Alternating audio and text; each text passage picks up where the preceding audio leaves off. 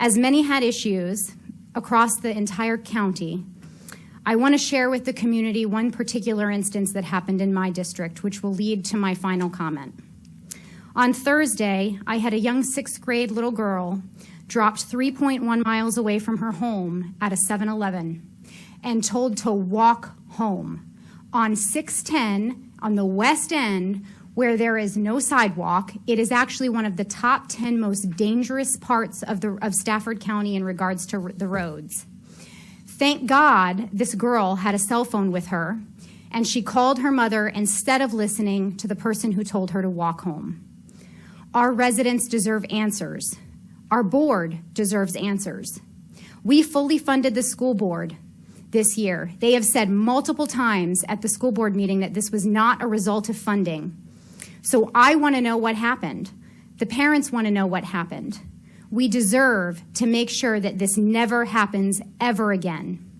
I think we need to have a special independent investigation done, and we need to have that investigation reported back to this board, and the public needs to have full transparency to that report. If there was one thing that went wrong, if there were 10 things that went wrong, we need the answers. So in my opinion, that is the next step that must be done, and I will be pursuing that, and I will be bringing it back to this board on the September 7th agenda for a vote.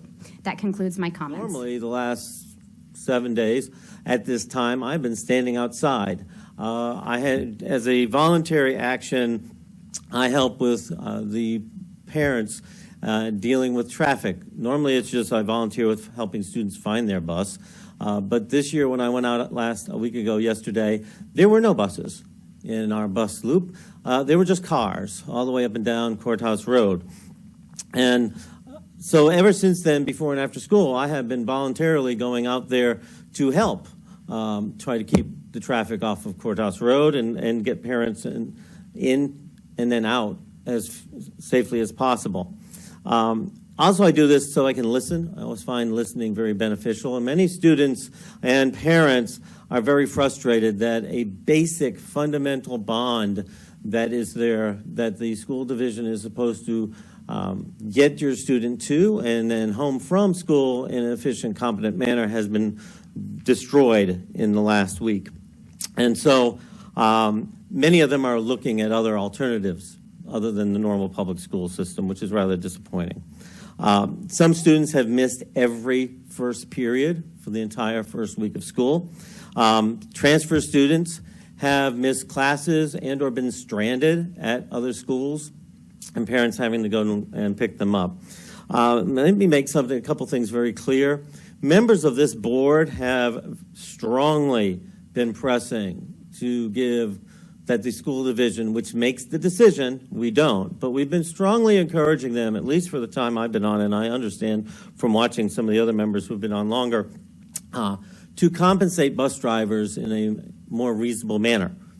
And we also forced and pressed that other pay for other personnel, which ended up being the people who are standing on the road dealing with all these cars whizzing at them, would get a compensation that is worthwhile. I'm going to end by praising some entities. I'm going to praise the bus drivers. Anybody who pays attention during the summer sees these bus drivers driving around the week or so before school starts, getting to know their routes, getting to know where the cars are, know where everything is.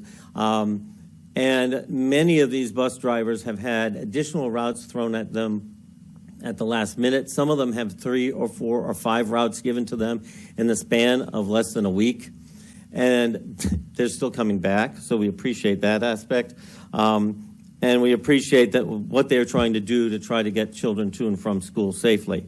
School staff, on a good day, if you go to school and look outside, you will see many of our school employees standing there directing traffic, and you will see people almost run them over because they don't pay attention to these individuals blowing whistles and telling them to stop. During the last 7 days, it's been worse. Yesterday, 4 times, I watched somebody almost get hit because people paying attention. These people are working extremely hard, not the highest paid salaries, but they keep coming in to try to make sure children in this division are safe. Other individuals have been volunteering later than their normal work hours to be in the cafeteria, because one of the schools had 500 students after 3:45 when school gets out at 3:30, waiting for buses, and staff stayed there so that they weren't just stranded. And I have to give a lot of credit to our school resource officers who last Monday started seeing the chaos and went out to help. And those resource officers got on their walkie-talkies and on their wires to call the sheriff to get more assistance. And our sheriff stepped up and helped them. So as we're looking at this, quite honestly, this board is not the one in charge of things in the school division. We can only just use the bully pulpit, and I'm bullying a lot because it just seems that we should do what we can. And that ends my comments.